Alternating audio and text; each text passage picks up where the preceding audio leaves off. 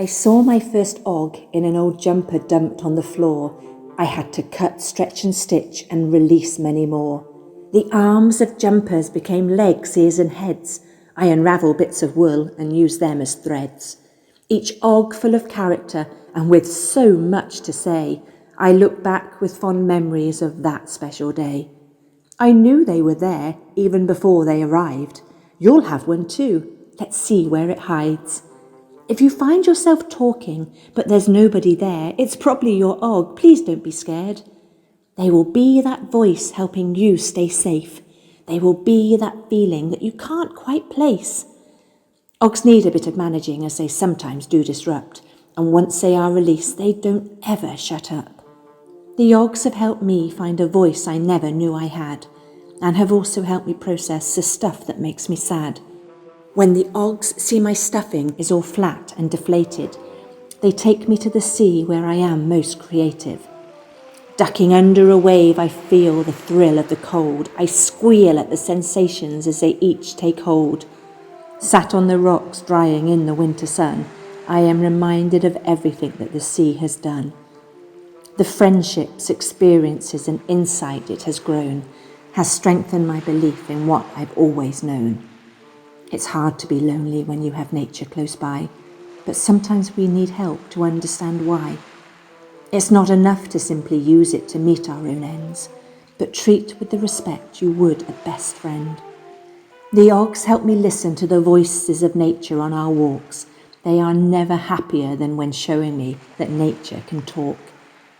Let me share the tale of the noisy blowhole they found. They fell inside it as if swallowed up by the ground. The sunken hole was like an amphitheatre in shape, lots of seats with fine views of the surrounding landscape. They pretended to be artists, pencils poised on the brink of creating, their thoughts interrupted by the ground suddenly vibrating. The earth began grumbling, each grumble getting longer. Curious, they held on tight as the vibrations grew stronger. Imagining it was ogres snoring deep down in the earth beneath their feet, they climbed out and looked over to where the land and sea meet. A storm on the horizon and the wind now blowing. The Ogs saw the waves were also rapidly growing. They thought about the ogres trapped, sleeping inside. How can they warn them about the high tide? An almighty roar of seawater blew from the rocks below. The Ogs were mesmerized by this beautiful water show. The sounds that escaped were haunting and strong. The ogres were no longer snoring. The Ogs had got it all wrong. With mighty breaths, the ogres were blowing and turning the tide. It would soon become safe to discover where they hide. Climbing down to the shoreline, each Og working together, they were very aware of this changeable weather. Stepping over mussels and starfish living in the rock pools, they looked up at the rocks all covered in fossils. The Ogs were too noisy, and so the oyster catchers flew, reminding them there are others sharing this environment too. They walked towards a dark opening in the cliff face, the air cooler and damper, but no ogre and no trace. It was too dark to go further, so they called out, "Ogres, are you okay? Ogres, okay, okay, was all the ogres would say. Knowing that the ogres were safe in their home, the Ogs left the cave and left them alone.